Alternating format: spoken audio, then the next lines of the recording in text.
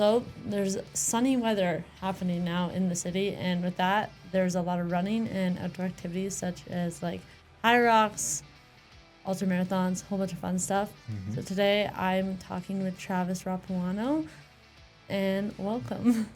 Thanks for having me. Crushed the last name, by the way. Oh, yay. Yeah. Thank God, I was so nervous for that one. Yeah, no, did a great job. Thank you. As a teacher, do you get some butcherings, or is it just Mr. R? It's Mr. R or Rap. Rapuano's a little bit of a tongue twister for most of those guys. And you teach what grade? Grades 7 through 9 at Alexandra. This will be my 9th year, just finishing up here this week. And I run our athlete academy, which is awesome. We just essentially train and learn what kind of careers can come out of athletics. And then also teach some phys ed and some wellness and some health and stuff as well. When you started at Alexandra, was there like any kind of programs or like focus on physical education like that? No, just standard phys ed when I started, just regular, your 4 core classes plus phys ed was kind of what they took, and then some options on the side. And it's really evolved since I've been there with the athlete academy. There's like a culinary academy. There's a bunch of different things going on, which gives the students like lots of cool opportunities. Would you say there's been like a change in like the way that kids maybe view physical education now to maybe what it used to be? Maybe. I think there's always going to be those students that don't love it, but I think it's more and more becoming a little bit of a engaging and fun kind of thing for them to get involved in. What's your approach on that? Like, is it, I know you said that you look into it differently, but do you guys still do like the normal phys ed, or is it like a completely different option in that? Yeah, like in regular phys ed class that every student takes, it's like pretty normal. Like we'll do a volleyball unit and a football unit and a basketball unit and stuff like that. And then in the athlete academy, it's a little different. It's more like fitness games and learning to train and training, and kind of trying to base it around their sports or their activities. I like that. And not only do you train middle school kids, but you also do coach at Domain CrossFit as well. Mm-hmm. What does that look like? Yeah, that's awesome. It's a huge part of my life right now. So during COVID, I got my CrossFit level 1, which is like the introduction course to being a CrossFit trainer. Mm-hmm. And it just goes over like the methodology, the nutrition, all of that kind of stuff that goes into it. And then shortly thereafter, I got my level 2, which is a little bit more of an in-depth coaching course. Also kind of during that time, did a few other personal training certs like the ACE, American Council on Exercise certification for group fitness. And then, started when Domain opened, I started coaching there. And it's awesome. It's a great community, and we have some really good coaches and a ton of good members. It's super fun. That's great. You also compete though yourself though. That's right. Yeah. So does it like look different while you're training? Do you also like teach classes, or how do you fit this all in your schedule? So yeah, the day is pretty busy. I used to just like before coaching, middle school and high school, I just kind of lifted weights traditionally, like went to the gym. Didn't really love cardio or endurance or high intensity training kind of at all. Then when I got into CrossFit, I sort of just fell in love with it, honestly. Like it's a super fun way to approach training because it's constantly varied functional movements, performed at a relatively high intensity. So it's not like you're always like beating yourself into the ground every day. There's certain days where you go hard, certain days where you don't, sort of thing. And so the cool thing about that is it's a 1-hour class. You get in, the coach will warm you up. They'll go over the movements, talk about the workout. You'll do it, you'll cool down, and you're in and out in an hour. So when I'm coaching, if I'm coaching like, let's say the 5 a.m. class, in and out of there in an hour. So I have plenty of time throughout the day to train also because, for example, like I coached the 5 o'clock class on Tuesday. I would run from my house to the gym, coach the class, run from the gym back home, and then either go to work for the day and then go back to the gym to work out in the evening or work out. We have a gym in our garage as well. So sometimes if I can't make it to the gym for a class, I'll just do the programming in my garage gym. What is the distance from home to the gym? Well, I mean, a straight like shot is only about 4 kilometers. Okay. But depending on like my running program, I might lengthen it to hit my daily mileage. So class is at 5 a.m. Hmm. You're up before that then. Yeah. Every day I'm up 3:45 ish throughout the week to get the volume of running in that I'm trying to do. So just like when the sun's setting, you're getting up. Pretty much. Like a funny story. There's an app called Strava, Yes. and it's like a run bike tracking app. And if you upload an activity, typically in the morning, it just like auto populates as morning run. But there's a couple morning runs that I did, and it auto populated as a night run because I started so early that it thought I was nighttime still. But yeah, so the mornings are usually pretty busy. Get up early, run, coach, or run and work out, and then be at work by 8 usually. Oh, just a Yeah. easy peasy morning. And then what's your evenings look like after that then? Well, the school I teach at is we're done at 2:30, so I'm usually home by 3. That's helpful. And yeah, exactly. So I Already a can 12-hour day. yeah, so I can either get like my CrossFit session in the evening, at home or at the gym. Take our dog out for a walk, hang out with my wife, that kind of thing in the evening, and we're usually in bed pretty early. Are we talking like 8 a.m.? I mean 8 p.m. 7 Like 8:39 probably Okay. on a normal night, realistically. that yeah. Hmm. So with that then, your dog. You take your dogs on runs too. Do they last the entire run? Yeah, so there's kind of a long story there. Murphy is our previous dog. During COVID, we got him, and he kind of got me into running. So I had done CrossFit for a while before, and in that sport and that training program, the longest run you'll ever do is probably a 5K. And most of the time it's like 400-meter sprints or 800-meter sprints or something like that. So we got Murphy, a golden retriever, during COVID. And obviously, as he grew up, we started taking him for walks and for runs. And he kind of got me into running, and then did like my first 5K with him and my first 10K with him. And then he loved it. Like we could go for an hour, 2 hours, and he'll run the whole time. So we did that for years.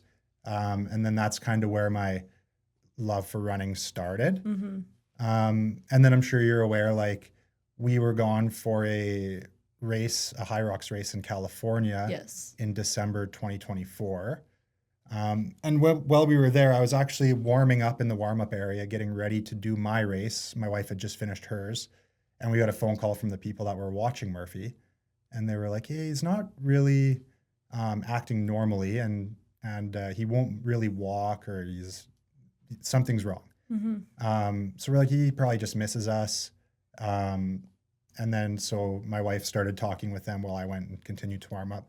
And then as soon as like you have about 10 minutes before the race, like you kind of leave the warm up area and go into the starting gates. And that's when Candace kind of told me, like, it's really bad. They have to take him to like an emergency vet, like overnight, and maybe rush him to Calgary or whatever. So during that whole race, I was like, obviously thinking about that. So it wasn't my best race. I think I still finished like 10th or something. Oh, not too bad at all. So not bad, but not like disappointing for what I was trying to do. Yeah.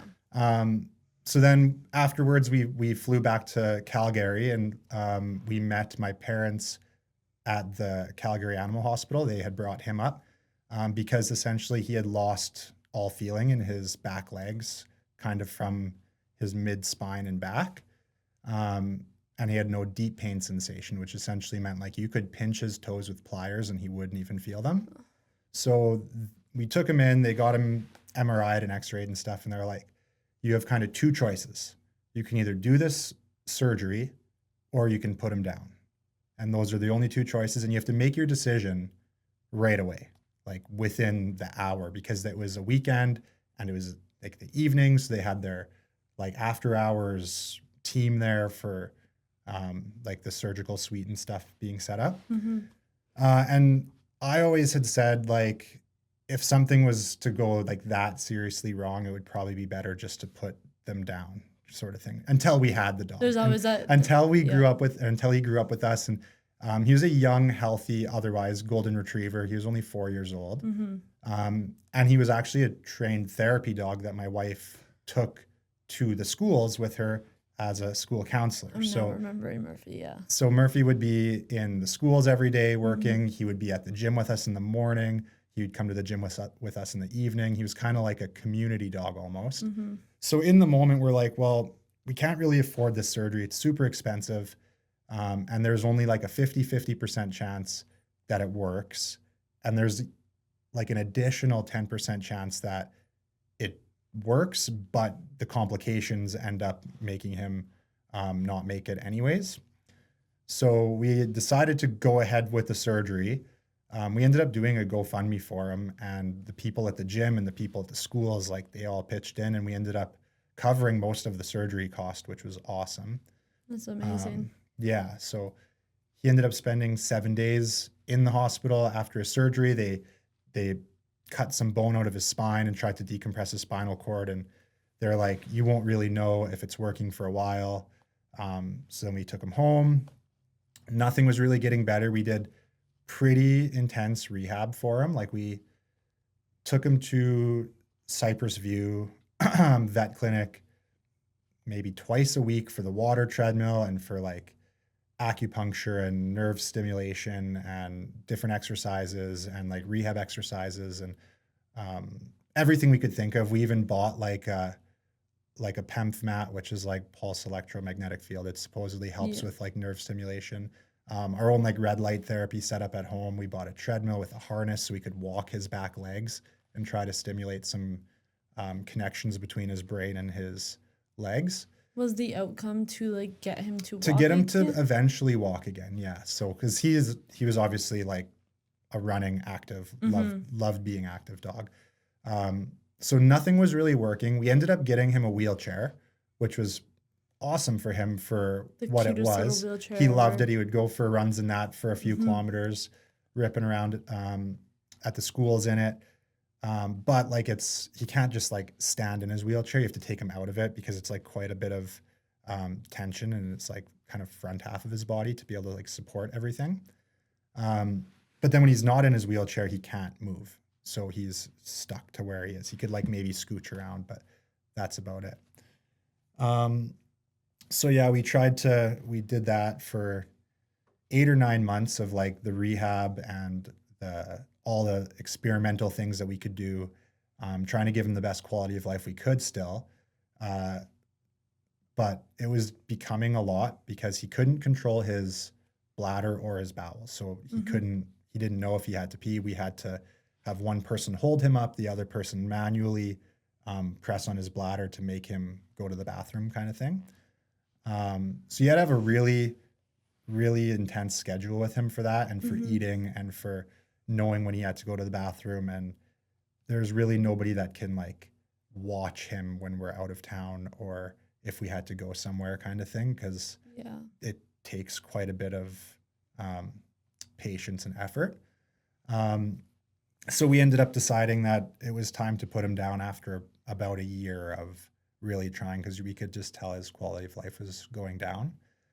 So yeah, we ended up putting him down. And it was a pretty hard time for sure. But he was the reason that I got into running. So a lot of times when I'm out there in the morning in those really early days or whatever, I can look back and think about that a little bit. Do you bring your new puppy along with you now? Not yet. He's still too young to go for really long distance runs. So I'll take him for walks and we'll play fetch and stuff, but he's only just under 6 months old. So he's not really supposed to run far distances like in a straight line like we would, because just with like joint development and stuff. Growing and all that. Losses of any kind are not easy things. No. So how would you say that you took that and like moved forward? I mean, it was difficult for sure. But I think we kind of both, Candace and I, knew it was coming because we had been for the last year doing all of these things that was totally different than before, right? So it wasn't like we didn't have Murphy, but it was like he was different because he wasn't really obviously like a functioning dog. We had to do everything for him, which is totally fine. But yeah, it was definitely a difficult decision to make, but we decided it was the time, and we kind of gave ourselves a timeline if nothing was going to get better and if his quality of life was not great, that we'd be kind of doing that for him sort of thing instead of just keeping him around to make us feel good. It's always the toughest call to make. Mm-hmm. And like Candace is somebody who, she doesn't believe in like signs really or whatever, but she said the one day she was driving home from Cranbrook and she was like, I need a sign if this is the right thing to do, sort of thing. And there was like a song that came on the radio that had a reference to like a double rainbow, and it had just stormed and there was a rainbow and all of these things. And she was just like, she knew in that moment it was time. And at that exact same time, I was taking him for a walk in Medicine Hat, and she called me like probably 5 minutes after recounting that experience. And kind of during that exact same time, we were on a walk, and he sort of just like looked up at the sky, and I couldn't get him to move for like 3 minutes, and he was just like staring. And then he came back like and started walking. I was like, that seems kind of crazy, but signs are weird sometimes. Yeah. And I've always been one to say, like, especially with animals, I've told so many people, I feel like animals are in your life for like when you need them the most. Yeah. And then when they're like, you got this, they're like, it's time for you to go. And I don't know if that's correct to think, but I always have thought that. Yeah, it's a good way to think of it. So yeah, we spent a lot of time at Cypress View for his rehab, and his last day we took him out to Cypress Hills, which is where we got married, and he was part of the wedding there. And he had spent his last day in Cypress Hills. So then, kind of long story short, his breeder found out about this, and she was like, this is like, shouldn't have happened. We're so sorry. Like, it was like a super rare thing to occur. And they're like, well, we want to offer you a new dog whenever you're ready for one. We're like, it's probably not going to be for a long time. Like, we want to travel and go do races, and it wouldn't be fair for like a young puppy to bring him in and then leave right away. But then they sent us some pictures, and they're like, take your pick of the litter. And we're like, oh, kind of fell in love with all of them. Yeah. And we ended up naming him Cypress. So after like where we got married, Murphy's last day, where he spent all his time in the rehab center. So yeah, that was kind of the story of. And can you tell that Cypress kind of knows that he has a big brother? I don't know, maybe. They're totally different dogs. I think Candace is still going to get him trained as a therapy dog and bring him into the schools. Murphy was like super independent. He would like be with you, but doesn't really want to like cuddle or whatever. Cypress is like a lap dog, and he'll lay right on your face while you're watching TV or whatever. So, yeah. Does he come to the gym with you? He does. Yeah, he'll come to the 5 or 6 a.m. classes most days of the week. Oh, he's just awake early too now. Yeah, we've trained him he's up at 5 o'clock in the morning, and he's ready for bed at like 8 o'clock at night. The dog is doing better than I am right now. So with training and everything, you compete in Hyrox, as you mentioned too. Are you doing more of that or more of your long running? So I kind of do a little bit of everything, which just a triple threat, pretty much. Which is sort of like the CrossFit ethos almost, which is like you're trying to get a little bit of weightlifting, a little bit of gymnastics, a little bit of running, a little bit of strength and power and mobility, and all of those different physical skills, which is probably why I like to do a little bit of everything. Meaning I'll probably never be like crazy good at like a Hyrox race or an ultra marathon or a 5K sprint, but I kind of like to do it all anyways. Hey, I checked the 5K sprint. Wasn't it like 18 minutes? Something like that. I'd say that's pretty good. Yeah. Well, for me it was anyways. Yeah.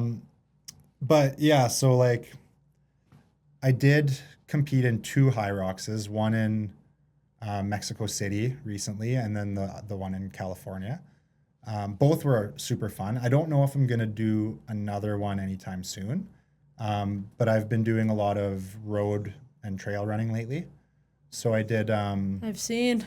Yeah, and kind of getting into the longer distance stuff has been interesting to me. So anything over a marathon is considered an ultra marathon. Yeah. and so my first like kind of dip my toes into a longer race was the Calgary Marathon a few years ago.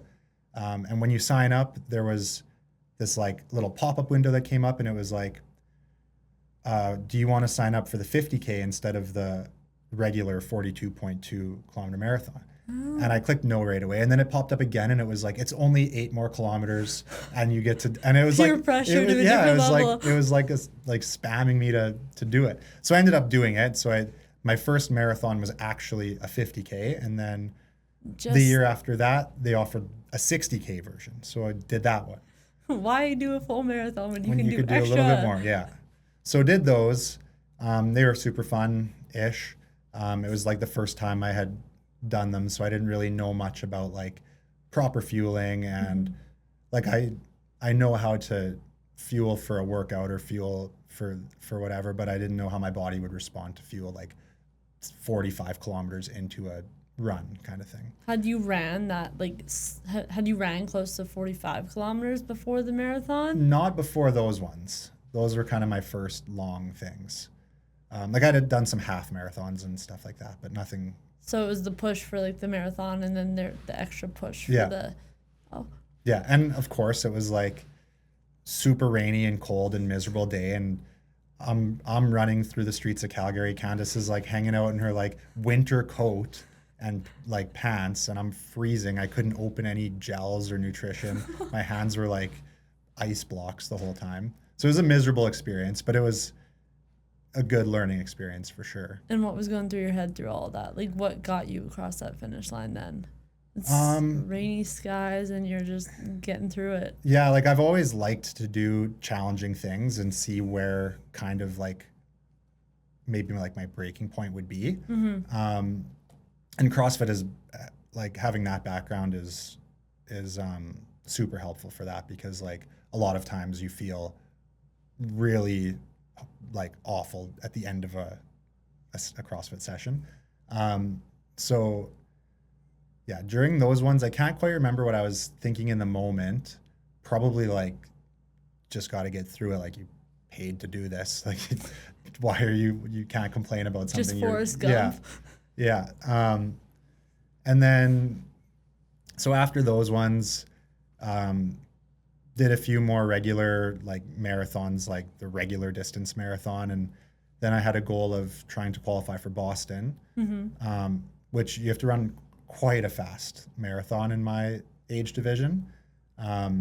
Last year it was 2 hours and 55 minutes, got you a Boston qualifying time. Oh boy. But then to actually get invited to run at Boston, you had to beat that qualifying time by a certain amount of minutes, because they only take like the top out of the qualifiers. See, I didn't know that. I thought that Lake Boston was like everyone's welcome here. No, so it's quite hard to get into. Like it was 2 hours and 55 minutes for me, minus I think it was like 6 minutes last year. So it was like actually 2 hours and like 40 something minutes to actually be allowed to run in it in my age division. And I ended up doing the Edmonton Marathon, which was a qualifying course, and ran it in 3 hours and like 1 minute or something. So I was like 5 minutes off of even getting the invite, and even further than actually being allowed to run it. So that was a little disappointing. And then I had another race, the Old Man Ultra, which was super cool. A little disappointing result in that one too. But are you familiar with the Backyard Ultra? It's more than 50K. So it's a cool format. Is it every hour on the hour? That one, yes. So it's a race where you kind of set up a camp and like a gazebo type pop-up shelter. You can have like a support crew in there, a chair.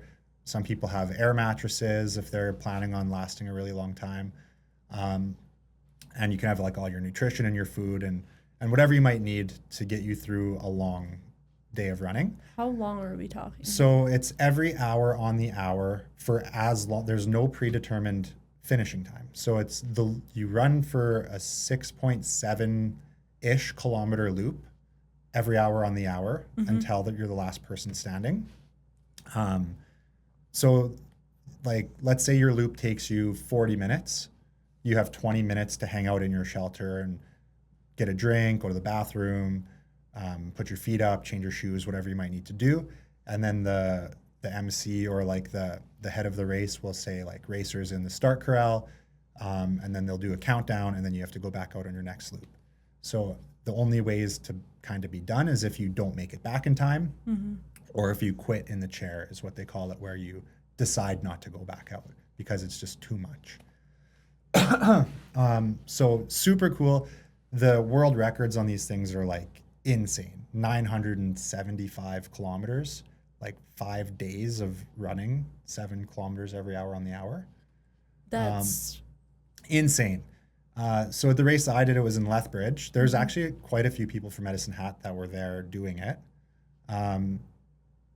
There was, I can't remember how many, but there's definitely more than 4 or 5 people from Medicine Hat in the Lethbridge one. Represent. Yeah, it was awesome actually. And yeah, like I kind of alluded to, a little disappointing finish. I went pretty far for me for a first time. I ended up doing 17 hours, which equaled 121 kilometers. Just 17 hours. Like, that is really that's really good though. Yeah, no, like it for sure is good. But like goal wise. Goal wise, I wasn't quite there. Like my A goal would have been 100 miles and further. And so I ended up at like 75-ish miles. But the reason, like I learned a lot from it. It wasn't like a body breakdown thing. It was all stomach issues. And so it's kind of a funny story now, but it wasn't in the moment. I was using an electrolyte supplement that was really high in magnesium citrate, which in high doses can act as a laxative. And in a normal dose, like 1 or 2 servings a day is totally good. But I had over 20 servings within the day. So I was running really fast loops because I had to get back to use the bathroom every loop from the first hour all the way through to the 17th. Some good motivation right there. Yeah, and so that's typically they say like the people in those races that win the loop lose the race because you're pushing way too hard to go for a long distance. And I was in the first couple people finishing every loop, but it was because I had to get to the bathroom before like there was a big lineup or whatever. So that ultimately is what kind of took me out of it because I couldn't keep any food down. Had no nutrition really. And I was just sick of sprinting to get to the bathroom every loop at like 2 a.m. I ended up kind of calling it. And luckily Candace was there to like pack up our whole camp and stuff because I was not really functioning that well. But yeah, it was a crazy race. Definitely going to do it again next year. We'll just find you some better gels next year. They were our gels, weren't they? No, they weren't even the gels. Gels were great. It was just like leftover electrolytes that I had from before. Oh, so it was like sodium, potassium, magnesium, but the magnesium was just like the wrong kind for that event. So I really hope we didn't like wreck your race. No. The stuff that you guys helped me with was excellent. That's great. Yeah, so that was the Old Man Backyard Ultra story. Super cool. Met a lot of cool people because the run is not fast. Like to do the 6.5 kilometer loop, you're kind of at like a jogging pace. Sometimes you're walking. So I met a lot of super cool people. There was a guy there. He's kind of famous in the running world in Canada. He ran from one side of Canada to the other in like 3.5 months. Oh. Yeah. So got to talk to him a little bit, which was super cool. Great, yeah. The winner of the race is actually, he's a first responder from Ontario. He ended up going 46 or 47 hours. So that was the winner. And then the second place guy obviously did 1 less than him. Yeah. And he was super cool to talk to too. So yeah, it was a cool experience. Definitely going to do it again. And hopefully try to hit my goal. Because the next day, as crazy as it sounds, after running for 120 kilometers, my feet and legs and body felt fine. It was still just stomach. So if I can get that under control, I think I'll have a much more enjoyable time. We got it. Yeah. So how do you like take these obstacles and setbacks and move forward with them? Is it like something that you keep in your like arsenal as like motivation or like a lesson to learn from? I think a little bit of both. And then also just like maybe it's more routine and discipline versus motivation almost, because there's a lot of days where I don't really want to go out for a run or go to the class in the morning or whatever, but it's just kind of now what I do. And I find that if you can kind of push through one of those really hard moments, or you're out at 4 in the morning doing a run that you don't want to do, as soon as you kind of break that and push through it and get to the other side, definitely feel like a lot better and a lot more like I can't think of the Excited, word. Maybe excited. refreshed, Maybe accomplished. yeah, accomplished would be a good one too. Yeah. So I feel like I speak for a lot of people when I say like they don't push past like the routine, and it's like, oh, I don't want to go today. Is there something that you use to be like, well, I don't want to go, but that sucks, besides routine? Or is it just like, I think just over time of kind of doing that over and over again, I just really don't give myself like any room to any stop room to yourself? argue with myself kind Yeah. of thing. Like this morning, I had a really long run. Didn't really want to do it, but I got up at 3:45 ish, got ready to go. Kind of dealing with a little bit of a foot injury, so that was like another like could have been an easy out where I could have said like, oh, I'm just not going to do it today, but I had put it in my plan, so I did it. Just and, hunker down and get yeah, to work. and felt better afterwards. It's always the afterwards that you're Mm-hmm. gonna be happy with yourself. Yeah, So it's always like, if you don't want to do it, that sucks. yeah, for Just sure. do it.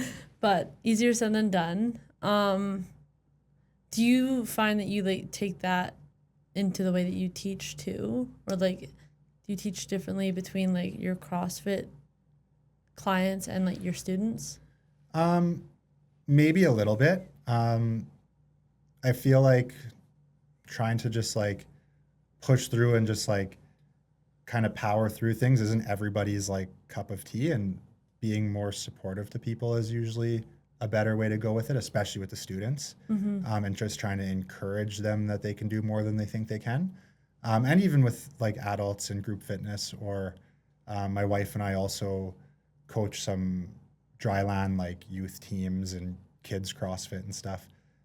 Just kind of knowing what people are capable of and sort of trying to encourage them to Step get to past where you that. think you can get them, Yeah. is usually kind of my approach for that. How does that work out in those two different age groups? Well, I feel like the middle school kids don't quite know what they're capable of yet, and giving them that little bit of extra encouragement or motivation or support or whatever that might be can get them to go like into some pretty tough workouts or some pretty like dark places on like an assault bike or something, and they didn't realize they could do it, and then they do, and they're like super pumped up after. Like I'll do a challenge where it's every minute on the minute we're doing 15 burpees. How many minutes can you go without giving up? And when the kids get to like minute 10 or minute 15 or minute 20, they're just so excited after and during, and then it becomes a little friendly competition between them and stuff. And then they're running around telling their other gym teachers or whatever, like, I just did 300 burpees during class. And they're like super pumped. But if I was just to say, hey, we're going to do this, they'd be like, what? If you're just gonna sit down and be like, today we're gonna do 300 burpees. Yeah. Yeah, I feel like the way that you can like disguise success into that is really cool, because like even in my age, if you were to sit down and be like, today we're gonna run like 18 laps, I'm like, no. That would not be great. Yeah, but how many laps can you run? Well, let's see. Yeah. I think that's a great way of doing that. Mm-hmm.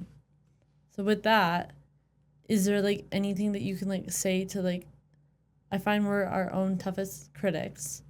So what can you say that would be like a motivational thing to like get past that and kind of ignore your self-doubt? It's a good question. I've been asked that before too by people, and I never really have a great answer, because it's always sort of like in the moment, coming up with something, and it's usually something like personal to that person. So it's really, for me, it's tough just to have like a blanket statement of say this and you'll be able to go and do whatever your goal is. But just like, I do kind of lean on the idea that you're capable of much more than you think you are. And like with the right support, like you can get there. So for me, my wife Candace is a huge support. So she'll oftentimes help me out with whatever I'm trying to do. So if I'm trying to do a really long distance run, like the old man one, she'll be there for me, like helping me with food or massaging my feet or giving me some like words of encouragement as I'm going, texting me or calling me saying like, you got this. The one day we were doing a practice run where I was doing a loop every hour on the hour just in Medicine Hat. And she's like, how about you just run to Tim Hortons on the other side of town? I'll meet you there for a coffee, and then run over here and I'll meet you over there. And so she's just kind of like getting me to the next step every time. It's a little end goal and a support system that makes it easier. That's always great. I guess like fitness isn't one size fits all in my sense of it. Like find something that works for you, would you say? Oh yeah, for sure. And then find the people that around you that support you. Yeah, which honestly for me has been Candace through just being my wife and personal support. She's a queen. Yeah, I mean, she supports a lot of people. She's a social worker in the school division and works as the mental wellness coach for the Rattlers. So she supports people everywhere all the time and is amazing with that. And then the community, like you could get from, for example, at Domain CrossFit is another huge piece to that. So if you're somebody who struggles to like get after a workout or get to the gym or whatever, just finding people that are there for you is going to be huge. That's always the important part. I do have this one question that I've been loving to ask lately. And if you were to look at your younger self and like change anything, tell younger Travis anything, would you like change something, tell him something differently? Yes. Yeah. I watched your last couple episodes and that was I was thinking of that question. If changing, so yes, but only if it led to some of the same outcomes. So like if I was to say I wish I could have gone back and got my younger self more involved in things like CrossFit as a youth, because I find it just builds such a good base. And then seeing where that could branch out in like a competitive aspect, because I started quite late. Like I started when I was in my 20s doing CrossFit, but by that age, most of the people that are competing at like elite levels have been doing it for years. So if I could have done that, but still somehow met my wife at the University of Lethbridge, which probably wouldn't be there if that was the case. But it's a double-edged sword, yeah, isn't so I it? don't know. It's a tough one. Like I like where I'm at right now, but yeah, it would have been cool to be exposed to some of that stuff a little bit earlier on. I always like to say, though, it doesn't matter when you start. It just matters that you do start. That's true. Yeah, for sure. So you're never too old to start it. Yeah, there's a pretty cool story about a CrossFit Games athlete in the Masters division, which is 35 and older. They have different age brackets. This guy, he's won 5 or 6 times in a row in his age division, and he didn't start exercising until his mid 40s. So he's obviously dedicated a lot of time since then to it, but yeah, exactly what you just said. It took him 40 years to start, and now he's like a professional athlete. And that's a great it's a great way to do it. Like I think a lot of people are scared, especially they come into our store and they're like, "Hey, we don't know what to do, but we want the results right now." And I'm like, "No." That was always like a quick fix kind of thing. Like I just after high school, I worked at a supplement store in town for about a year and a half, and that was always the thing. Don't know what to do, but I want to get like these amazing results this month. Yep, I want it by tomorrow, and you can't tell me differently. Yeah, I want the magic pill, and it's like there's not, but we are here to support you and like give you this. Like, there's so many different ways to get there. It's just you got to start, and I think that's where a lot of the fear comes from. For sure. I think the fitness world can be scary for some people. Oh, absolutely. It takes a lot just to like walk through the door of your store or a gym or whatever, which is why I always find when somebody is doing like a drop-in class and doesn't know anybody at the gym or any of the coaches prior, I find that's like super motivating because they're coming into a totally new environment with no people that they know, doing something that they've potentially never done before. Mm-hmm. Um, yeah, it's hard for sure. And like, here's the cool thing. Every time I've done like a random drop-in class or like just a fun class we've been invited to, like no one's looking at you, no one's judging you. And I think that everyone thinks that they're gonna get judged when they walk inside the doors. But like at the gyms here in Medicine Hat, like our store, I can say for sure that you're welcome anywhere. Oh, absolutely. Yeah, there was a guy who maybe a few months ago he dropped in for just like a 5 p.m. CrossFit class. Like I saw his name pop up on the schedule and didn't know who he was, so he came in. He's like, I've driven past the gym every single day on my way home from work for the last like year and a half. And he finally worked up the courage to come in and try it. And he was like, yeah, it wasn't scary at all. So All it takes is that one time. mhm. And that's so good to hear though. Yeah, for sure. So I hope that other people start doing that, at Domain CrossFit especially. Where can they find you for that? Just on Instagram or Facebook or the website. I think if you just type in Domain CrossFit on any of those platforms like Google, you'll find the main website, and you can message us on there. You can do a free week drop or a free 7-day trial through there, or you could just come down to the gym. But since it is like a class-based program, there's not always people at the gym. There is a 24/7 membership option, but you kind of have to get in there first before you can kind of Yes. access that. So you guys have like, is it standard classes of like 5 a.m. Yeah, so schedule? the schedule, there's a 5 a.m., a 6 a.m., and those are CrossFit classes. And then there's a 9 a.m., and that's a little slightly different. It's called VO2 Max or VO2. I don't think it says max on the schedule. Slightly different class, still constantly varied functional movements, but less barbells, less gymnastics, more foundational skills, longer AMRAP, like longer workouts, kind of more like that boot camp style. Then there's a noon, a 12 o'clock CrossFit class, and then a 5 p.m. as well. And then on Saturdays is the fun one. It's 9 a.m. and it's a partner workout every weekend. So Ooh. it's usually a little bit of a harder, longer workout, but you get to divide it up with a partner and come up with some strategy. You get to motivate each other. Yeah, and it might be something where it's like, I'll do some work while you're resting and then we'll switch, or maybe we'll have to do some synchronized movements or something like that. Those all sound like classes I actually need to go to. Yeah, they're actually Like, super fun, and you get a really good workout in by the end of it, and it takes an hour, which is awesome. and once again, a really welcoming community at Domain too. So definitely need to go check those out.